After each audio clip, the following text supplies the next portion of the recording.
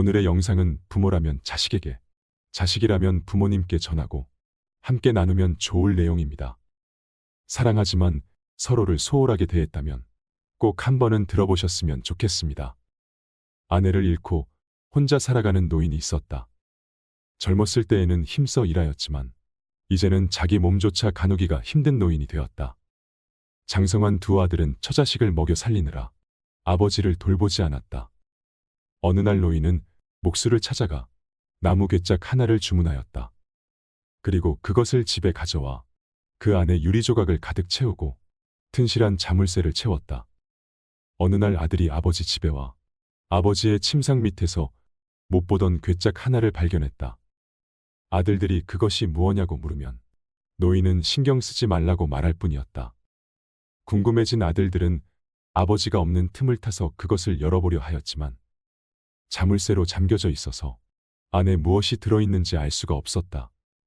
그들을 더욱 궁금하게 만든 것은 괴짝을 흔들면 그 안에서 금속들이 부딪히는 소리가 나는 것이었다.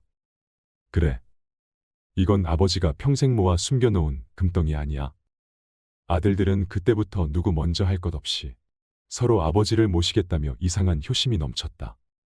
그리고 얼마 뒤에 노인은 돌아가셨고 아들들은 장례를 치른 후 침이 마르도록 기다리고 기다렸던 그 궁금한 괴짝을 열어보았다.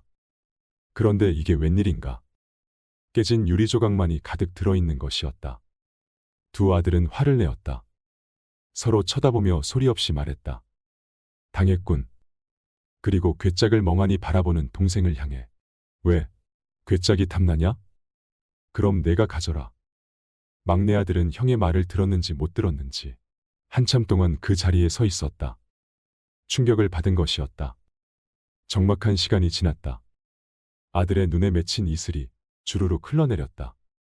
막내 아들이 그 괴짝을 집으로 옮겨왔다. 나뭇가지가 조용하려 해도 바람이 쉬지 않고 자식이 효도하려 해도 어버이는 기다려주지 않는다. 옛글을 생각하며 아버지가 남긴 유품 하나만이라도 간직하는 것이 그나마 마지막 효도라고 생각한 것이다. 아내는 구질구질한 물건을 왜 집에 들이느냐며 짜증을 냈다. 그는 아내와 타협을 했다. 유리조각은 버리고 괴짝만 갖고 있기로.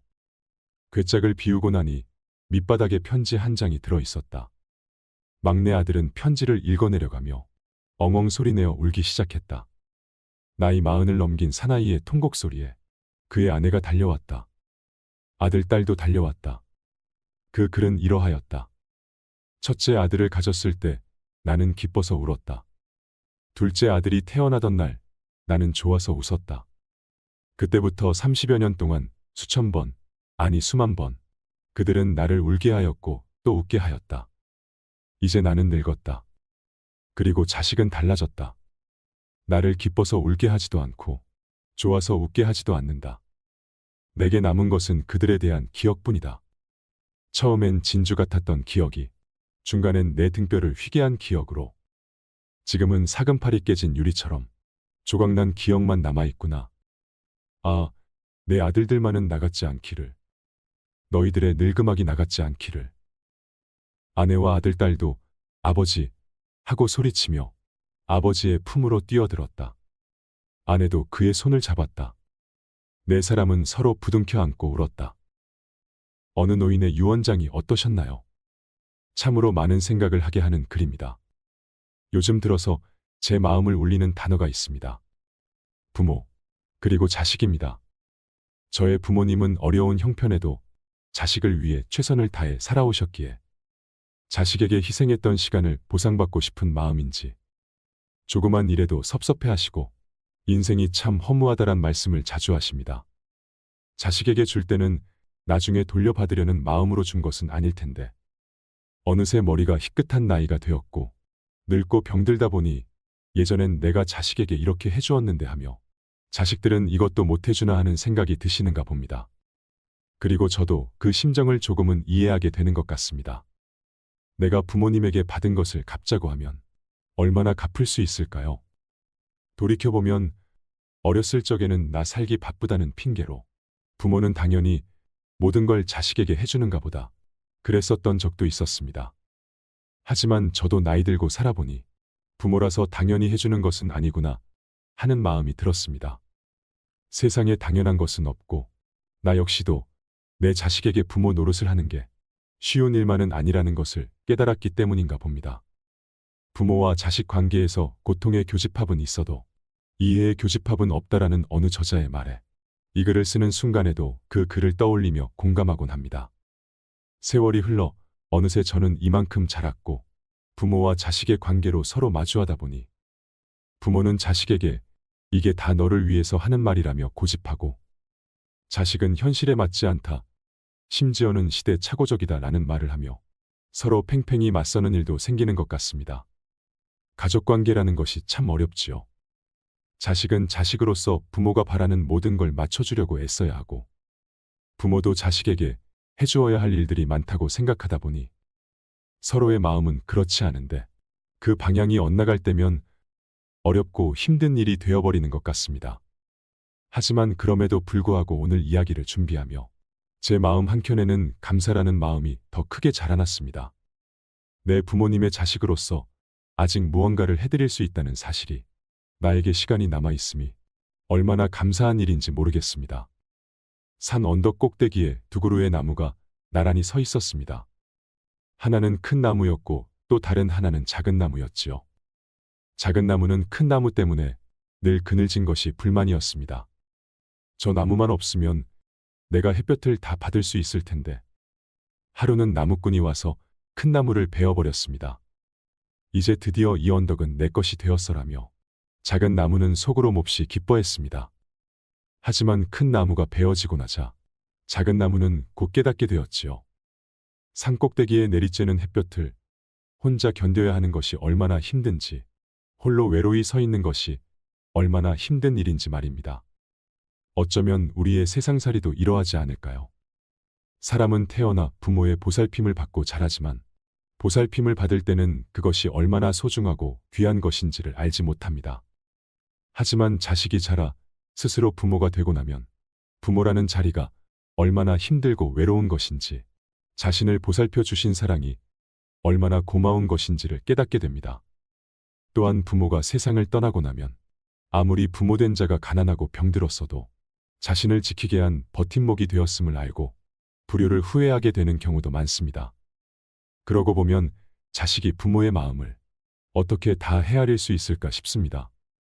아무리 퍼내어도 마르지 않는 샘물처럼 끝없이 자식을 아끼고 감싸는 부모의 마음은 이 세상 어떤 것을 갖다 대어 비유를 해도 모자랄 것 같습니다. 얼마 전 TV에서 부모를 버리는 자식에 관한 보도물을 본 적이 있습니다.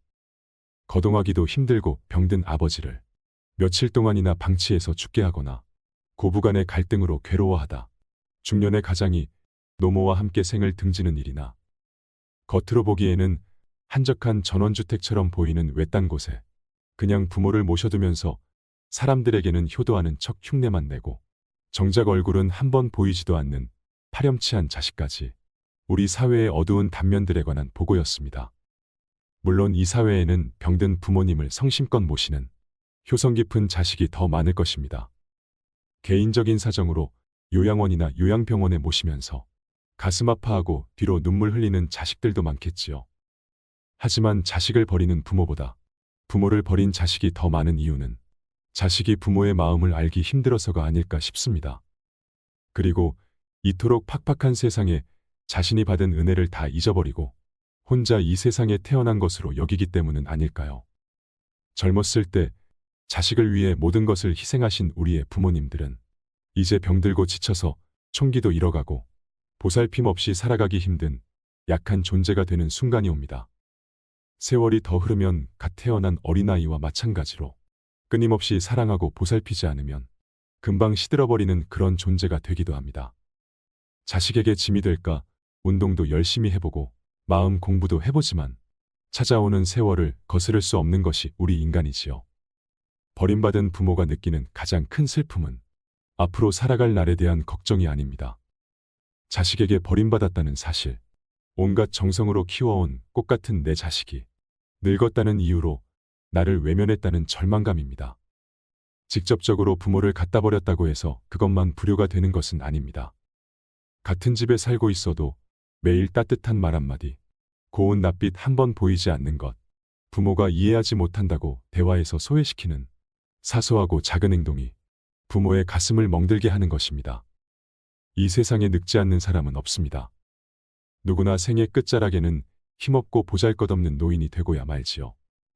그런 자신의 모습을 생각해 본다면 지금의 부모를 저버릴 수 있을까요? 부모에게 돈으로 하는 선물, 물질로 보이기 위한 효도가 아니라 진심으로 건네는 따뜻한 말 한마디가 더 소중하지 않을까 싶습니다. 마음에도 없는 선물을 하기보다는 부모님과 눈을 맞추고 손을 꼭 잡아드리면서 사랑하는 마음을 표현해 보세요. 표현할 수 있는 지금이 다시는 오지 못할 가장 소중한 시간입니다. 부모와 자식은 전생의 원수라는 말을 들어보셨나요? 불교에서는 부모와 자식 사이를 인생의 굴레라고 하는데요. 부모와 자식 사이에는 4가지 인연이 있다고 합니다. 첫째는 은혜를 갚는 인연이고, 둘째는 원한을 갚는 인연이며, 셋째는 빚을 갚는 인연이고, 넷째는 빚을 되찾는 인연입니다. 첫째로 은혜를 갚는 인연이란 부모와 자식에게 전생에 큰 은혜가 있어 그 은혜를 갚기 위해 금생의 자식으로 태어나 생전에 부모가 기뻐하도록 극진히 봉양하고 사후에는 귀신이 흠양하도록 장례와 제사를 정성껏 모시는 것이라고 합니다. 나아가 국가사회에 이바지하고 백성에게 혜택을 끼쳐 청사의 이름을 남김으로써 천하 후세 사람들로 하여금 그 사람을 흠모하면서 그 부모까지 존경하도록 훌륭한 도덕을 닦기도 합니다. 역사 속의 수많은 충신과 효자가 그렇다고 하지요. 둘째로 원한을 갚는 인연이란 부모가 자식에게 전생의 원한을 사서 그걸 갚기 위해 자식으로 태어나는 것입니다. 작게는 부모 마음을 거스르고 크게는 화가 부모에게 미치게 하며 살아 생전에는 맛있고 따뜻한 봉양을 올리지 않고 죽은 뒤에는 황천에서도 모욕을 당하게 합니다. 또 더 심한 경우에는 권세나 요직에 앉은 신분으로 부정부패와 불교의 죄악을 저질러 가문과 친족을 파멸시키고 조상의 무덤까지 파헤치게 하며 천하 후세 사람들로 하여금 그 사람을 욕하면서 그 부모에게 침뱉게 만들지요. 간신역적이 그 대표적인 예라고 합니다. 셋째로 빚을 갚는 인연이란 자식이 전생의 부모에게 진 재산상의 빚을 갚으려고 태어난 경우입니다. 진 빚이 많으면 평생토록 뼈 빠지게 일해 받들어 모시지만 빚이 적으면 잘 봉양하다가 덜어 중간에 그만두기도 합니다. 예컨대 힘들여 공부하여 부귀공명을 조금 얻는가 싶더니 그만 요절한다든지 사업이 잘 되어 재산을 모으다가 죽는 것을 말합니다. 넷째로 빚을 되찾는 인연이란 부모가 자식에게 전생에 재산상의 빚을 진 까닭에 그 빚을 받으려고 태어난 경우입니다. 빚이 적으면 생활비나 학비를 들여 가르치고 혼수 장만하여 결혼시켜 이제 자립하고 사회활동을 할 만하니 그만 수명이 다해버리는 것입니다. 또 빚이 많으면 집안 재산을 탕진하고 폐가 망신까지 시키는 경우입니다. 이 4가지 인연에서 말하는 공통점을 풀이해보면 깨달음을 얻기 위한 현생의 수업이라고 할 수 있겠습니다. 인연은 태어나자마자 이미 연결되어 있어 남이 나를 해코지하든 내가 남을 해코지하든 그 인연의 실타래 안에서 행복과 기쁨, 고통과 아픔이 일어나는 것입니다. 그런데 우리는 이런 것을 깨달을 틈도 없이 세상을 바쁘게 살아갑니다. 어느 종교든 우리에게 말하는 것이 있습니다. 원수를 사랑하라. 자비를 베풀어라. 모든 것에 감사해라. 이 3가지를 스스로 현생에서 깨달으면 그 영혼이 영원토록 빛날 것이라고 합니다. 법정 스님은 말씀하셨습니다. 세월은 가는 것도 오는 것도 아니며 시간 속에 사는 우리가 가고 오고 변하는 것일 뿐이다. 세월이 덧없는 것이 아니고 우리가 예측할 수 없는 삶을 살고 있기 때문에 덧없는 것이다. 잠시 스치는 바람이 흔들림으로 반항하듯 살아가는 동안 인연이란 이름으로 나에게 다가선 끈은 순풍에 돛을 달고 가다 역풍에 표류하기도 합니다.